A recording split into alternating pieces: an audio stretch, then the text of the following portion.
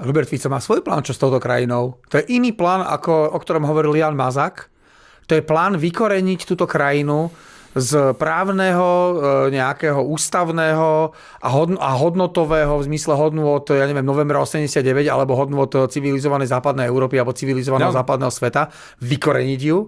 A aby sa táto krajina stala prvou krajinou Sovietskeho zväzu, kde sa platí euro. A presvedčí ťa ešte v tom, že problém našej neúspešnosti nie je to, čo sme hovorili. Za to možno homosexuáli. To, že my máme, vieš, my tu nemáme stabilitu výkonu štátnej moci, vieš.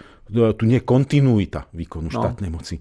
On chce vládnuť ako azerbajdžanský prezident, ktorého tak obdivuje, alebo Vladimír Putin. Vietnamci. To, čo on, to sú jeho kamoši.